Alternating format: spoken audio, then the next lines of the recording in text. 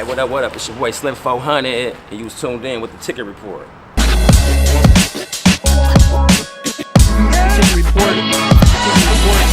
The Ticket Report.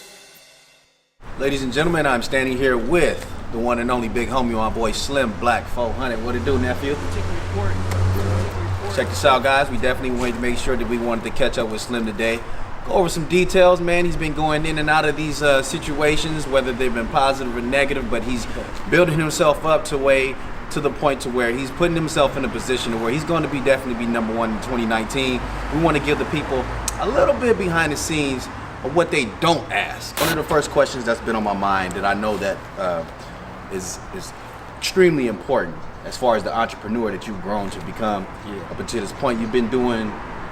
Can you tell the people how long you actually been in the game? They think you just came out because you've been going viral the past few years and all that shit. And they're like, oh, the Tekashi 6ix9ine and shit like that. But at the end of the day, bro, you've been in the game for over 10 years. Can you shed some light on how that was and what you actually grew to learn during your 10-year plus experience in the entertainment industry before you actually became the man that you are today? I basically say loyal, stand like down for whatever, putting up wherever, you feel me? Fucking with whatever artist, I don't care where he at, what hood he from. If it's you know what I mean, if it's good for me, money wise, or just like the brand or whatever he got popping, if I feel like I can include myself with it, I push. So I've been pushing, like you said, 10, 11 years, bro. Still with the homies, you feel me? Like this on to some new shit now. Yeah, already. What would you say? We normally are inspired by some people or the environment and the people that we're surrounded by. What keeps you going? What keeps you moving forward? What makes you Slim 400? It's coming up watching rap, period. I'm talking about NWA, Ice Cube, and you know what I mean? Like Ice-T and all them big cats that was like making a powerful move in the sense of like starting this rap, you know what I'm saying? On some like black African American shit, you know what I mean? Standing up for our people and talking like nigga, we ain't giving up, we ain't stopping, y'all see us, we right here. Right. I'm talking about talking to the police like that and whatever. Tupac was saying some shit, so I just go off that. What they did and led the way on, I kind of like try to like rebirth it, but within like today time and whatever I'm on.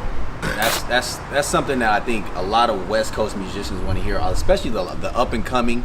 And to you up and coming West Coast musicians, shout out to y'all.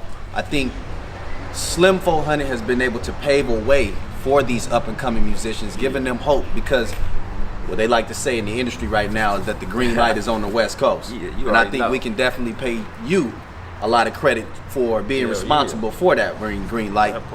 The exposure, the attention you've been able to receive over these past few years. Slim, I gotta ask you, what's been the most important thing that you've learned growing up in this industry as an entrepreneur? This stand around. Stand around the right people and just learning off like what they there to even teach you. So I'm saying I be sitting in the studios with other artists that I probably thought I would never be in the studio with. Word. But because I am on a certain level, I might walk in the studio and T.I. that motherfucker or Neo and that motherfucker. For me, I sit back and observe and I just take notes. I'm talking about in my phone, like jot down literally minor shit, because for him to say something like that or show me something and I thought it was never gonna happen, I need to know this for the rest of my life and how I'm moving, you know what I mean? Like put that shit within my little twist and like my career, period. Yeah, a lot of times we like to look at people that influence us. Who's one of your major influencers right now in the game? Somebody that you kind of look up to and you say, you know what, that dude's doing it the right way. Let me try to see if I can kind of replicate what he's already done because it's been successful. You say Nipsey Hussle, YG, shit, Meek Mills, like it's certain niggas I like really listen to and just fall back and be like, damn, like he really out here popping on some clothes. You know what I mean? Like CDs after CDs. You know what I'm saying? Mozzie, one of my dudes that's doing his shit with clothes, dropping tapes after tapes. Yeah. It's just everybody is doing their shit, but I don't, like I said, I look up to people, but I don't really be on that type of little, you know, riding nigga dick type shit. It's just, I show respect where respect is due. Already. Shit, it gone by mine, you know what I mean? Now, you mentioned earlier, you said something about how it's important to keep the right people around you, staying sucker free. How important is it for these young entrepreneurs that are coming up, following behind you, to keep the right people around them? It's very important because, you know, like for me, it's like certain people I mess with in the sense of my management and certain other people, like they know information in the sense of like a nigga's social security number or, you know what I mean, like certain numbers in the sense of family members and shit like that. So them people I keep around because like I don't see them going nowhere. But if you do have some type of little misunderstanding, or I mean, something misunderstanding or whatever the case may be, we just talk about it. Yeah. But I don't be really fucking with a new person. If I am, it's on, like I said, rapping and all that. But who I'm sticking around with was family members or who I came up in the streets was down for me when I was motherfucking 18, nigga, like 17. Other than that, I'm with the same people, you feel me? And we've been pushing, going ham, hold up, ice water. Now, would you say, at the end of the day, that's kind of what's held you down, kept you in the game, kept you to be able to say, you know what, popos, they tripping, they pull me over, I catch a little case, whatever, all the time. I'm right back out. But that's because of the circle that you surrounded yourself around. You know that you could depend on these people. Hell yeah. As an entrepreneur and as an individual, as a man, that shit crazy. Is that something that you felt has been able to continue your success? Yeah. Is that the reason why you've been as successful, because of the right circle that you place yourself around? Yep. And like I said, my manager doing certain shit without me having to ask or be speaking on it. Just he already know what he's like see Slim doing, or what he should be on today, or let's go and get this track with him before he even pop, because we want to be the first to even do this. You see what I'm saying? Like my nigga Mayor, he put me on a lot of shit like that. So like I said, with him, Chris been right here, and a couple other people, it's like shit. I ain't saying I don't need anybody else, but like the way we moving, I'm cool with it right now. I'm comfortable, and it's gonna even keep getting better. You feel me? We all have goals at the end of the day. You just dropped a project. Yeah, Greater Later. December 7th. December 7th. Yeah. Greater Later. I heard it. It's fire. Yeah. What are you expecting out of that project? I'm about to basically give more visuals to the fans, to the people. Shit. I don't know. I can't really say right now. Just have to say it's just once I do a tape, I sit back and listen to it, then visualize the video. So at this point, I'm just looking at what songs people bang the most, and I'm about to go in and put a video with that motherfucker. Already. Keep it pushing. Yeah. Like shit. At the end of the day, when you say Slim 400 has done his thing, let's just say post rap career. They say that the career normally stems from 3 to 5 years at the most, if you're lucky. Let's say you get to that 6th, 7th year, you're like, you know what? I pretty much done everything I've done. What's next? I'm on some movie shit. Already. Acting. Got a couple scripts I'm reading right now. You know what I mean? Tighten up folk, but. So you about to, literally people are about to start seeing you in movies? Yeah, like real shit. On Netflix and real shit. Man, like that's my goal. Yeah. 2019, rap is here. I'm doing that. But this acting shit, I got to do that. In these movies, I got to do that. Like on some Ice Cube shit, not like I'm not playing. You feel me? Already. Seems like you pretty much got the entrepreneurial game down. You got Ice Water, cannabis line coming out. Is that the strain? I saw you drop it on Instagram. Can you tell us a little bit about that? How it came about? Just being in the weed game, it's just basically just being a rapper, bro. You know, certain like growers, they reach out to you, hey, come smoke this, or what I mean, take a picture with this. So what I did, me and my manager, we just kept in contact with certain people. You know what I'm saying, and build a relationship to the point where they saying, okay, that Ice Water shit is catchy. Hey, let's go and start this. Right. So who am I not to listen to you? What? You giving me the chance to show my ass and smoke bud? That's what I do every day.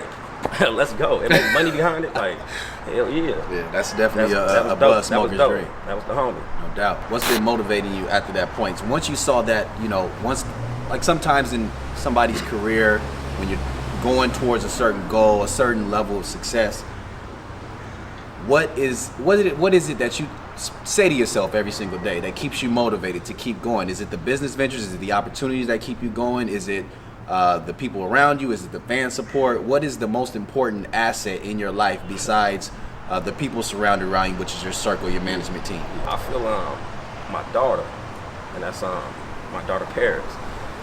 9 years old, smart, funny. Shout out to Paris. You know what I mean? She be dancing, doing a little shit. So in my mind, I'm like, regardless of how old she get, that's gonna be my baby. So I gotta take care of my baby and line my life up to where we good financially, stable, you know what I mean? House somewhere in the cut, you feel me? Just living cool, cause like I said, you can fumble the ball, then what? Already. I ain't going back to no regular job, none of that shit, that's out. So I gotta keep it going. So with this rap shit, gonna bring these movies. And from that movie shit, like you said, the weed, clothes, like it's all for her.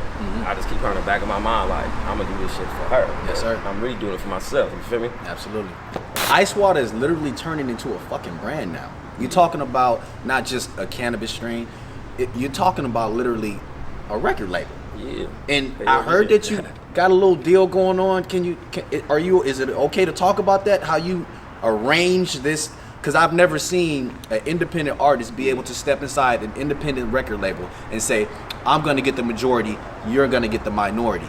Can you kind of give a little bit of insight on how one, as an entrepreneur, should go inside of that room and basically demand, or what is the key to getting that leverage to be on your side? Like I said, it's the relationship. You know what I'm saying? You know somebody that knows somebody, and once she put me on to you, and we get to talking, and you feeling my vibe and listening to my songs, you already interested. So yeah, I'm in my demand. Like I need this, I need that, but I'm gonna do it. You know what I mean? Cool to the point where you respect it, and if you love what I'm doing, like I said, let's go. And that's how deals get on the table. Yeah. In the sense of rap deals with Empire or etc. You feel me? Period. Like Empire. Now that's the label. Yeah. That's the label. But that's the label that you signed with. That's the indie label, right? Yeah. But Ice Water is your shit. Yeah. How did you put this brand together, man? Like I said, there's been clowning out here, man. And, you know, coming up with shit, and Ice Water was just something was catchy. Yeah. So we started making shirts, hoodies, you know what I'm saying? And wait a minute, when I saw the polar bear shit, bro, with the Yeah. icy from the icy cup, I'm like, wait a minute, that brought me back to the 80s, bro, because I'm an 80s baby. Yeah, so that to was- me, I was like, okay, this is a ill-ass idea. Put the fucking polar bear Ice Water. It all makes sense. I'm almost trying to put that shit in Zoomies. That's what I want. That should go too, bro. Oh, God. I want to definitely see you successful with that, Slim, and I know it's going to be. I've always said staying independent is one of the toughest things that an artist could ever do, because you're not asking for a handout. You're literally sitting there building up your leverage the entire time to say, you know what, I'm going to go inside Atlantic, I'm going to go inside Universal, and I'm going to go ahead and say, I've done this A to all the way to Z. Yeah. This is what I can bring to the table. Now, what can you do for me? What inspired you to take that mindset? Because it takes a strong individual to be able to say, I'm going to go ahead and be patient with my campaign. And then once I get it all together, now this is what I got. Now what can you do for me? Now let's big business. I feel like I said, once again, Mayor, a couple of homies, YG, he'll be just showing me and telling me, bro, like, you don't need this, you don't need that. You can do this yourself, you can do that yourself.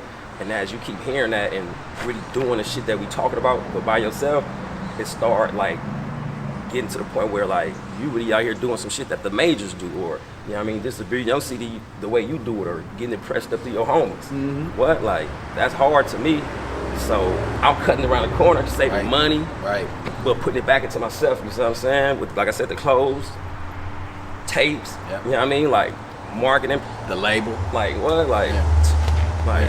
You doing I feel it like niggas like Jay-Z set that shit up for a nigga. You know what I'm saying? And facts. I see how Nas rock. I mean, how he rock to do his shit. So I just pay attention to certain artists that I feel like I'm compatible to and really can be on that same level. If I like really stick with the program I'm running and shit, staying focused. Period. Got a cold ass opening. Hold up. Now I know I can't say that shit right. Who gave you that line? What made you say, I'ma literally get up and open every time I fucking holler at y'all about to get hold up? And I'm gonna start by saying this. It's a nigga out here, I ain't gonna say the city he in and none of that, but this speaking, trying to say like I took that shit from him. So I'm gonna clear this up by saying, let's get it. Exclusive. The homie Perion, which is the dude I just did the tape with, the Greater Later tape, he was kind of in a situation going to jail too around that time. And me and him was kind of in the studio heavy, just knocking out songs, just to be having some shit to work with for the fans while he gone. And he be like, you know, talking slick and being funny. He was, all right now, hold up, or ooh, hold up, or hold up. I'm like, okay. Instead of saying it like that, I'm gonna like drag that motherfucker. And one day I was on one tripping and drinking and just, you know, me and myself, tell a bitch nigga, hold up. This shit, nigga been saying that shit every since. Nigga, everywhere they can go, Walmart, wherever you at. That's, hey, hold up. For sure, that's my shit right there. Ain't going nowhere, that's my shit. We ain't take your shit. The homie gave it to me, nigga. He went to jail, nigga. I held it down, nigga, in his arse, nigga. So what?